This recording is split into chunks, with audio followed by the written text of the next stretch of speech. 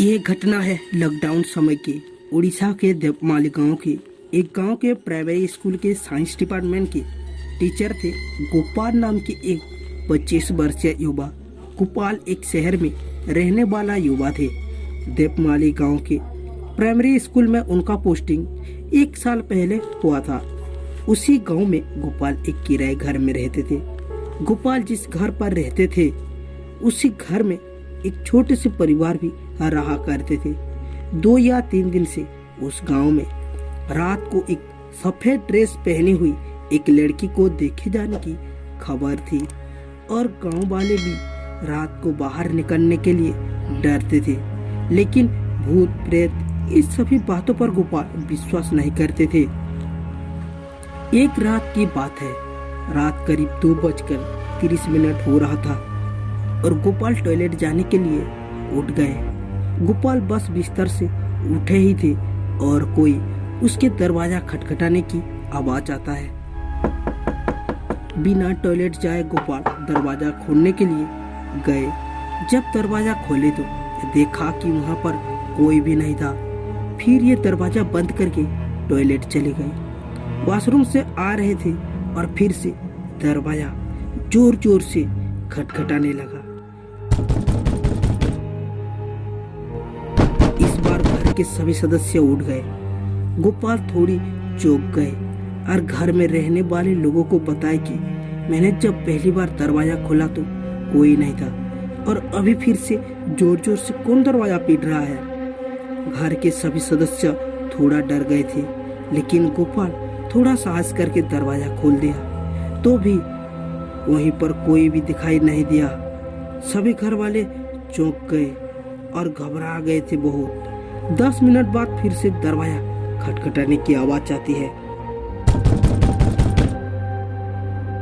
और फिर से गोपाल दरवाजा खोलने जाते हैं। जब दरवाजा खोला तो देखा कि उसके सामने एक लड़की खड़ा थी और वो गोपाल की प्रेमिका रूबिका थी। गोपाल कहते हैं, तुम यहाँ और इतनी रात को? फिर रूबिका कहती है, हैप्पी वैलेंटाइन डे। गोपाल कहता है, तुम पागल हो गई हो क्या? फिर रूबिका कहता है, गोपाल पिताजी की तबीयत काफी खराब है और आपको मेरे साथ अस्पताल जाना होगा। गोपाल कहता है, ठीक है 1 मिनट रुको, मैं आता हूँ। गोपाल रूबिका के साथ उसके घर पर चलते हैं। रास्ते में रूबिका गोपाल से कहता है, कल वैलेंटाइन डे है और तुम मुझे क्या देने वाले हो? गोपाल कहता है, पहले तुम्हारे पापा को हॉस्पिटल ले जाए इलाज के लिए, फिर हम प्लानिंग करेंगे। रूबिका गोपाल से उठपटा सा बात करता है और थोड़ा जल्दी में चलने लगता है, जैसे कि मानो 6 फीट का आदमी चल रहा हो। गोपाल कहता है, तुम इतनी बड़ी बड़ी कदम से कैसे चल रहे हो? लेकिन रूबिका कुछ नहीं कहती है। फिर गोपाल रूबिका के हाथ को जल्दी से पकड़ लेते हैं और कहता है, जरा धीरे चलो यार, जरा पीछे तो देखो। रूबिका एकदम से रास्ते में रुक जाती है और बिना शरीर को पीछे किए अपना सर को गोपाल की ओर देखती है। जब गोपाल रूबिका के मुंह को देखता है तो उसकी मुंह एक चुड़ैल की रूप ले लिया था। गोपाल ये सब देख के उसका प्राण निकल रहा था। थोड़ा डर के गोपाल कहता है, तुम कौन हो और मुझे क्यों परेशान कर रहे हो? फिर वो आत्मा कहती है, मुझे शादी करोगे तुम?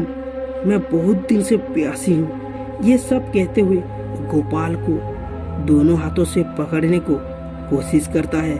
तब गोपाल हनुमान चालीसा मुंह से कहने लगे और बिना पीछे मुड़े दौड़ के घर चले आए। दूसरे दिन गोपाल रूबिका के घर जाते हैं और देखते हैं कि रूबिका के पिता पूरी तरह स्वस्थ थे।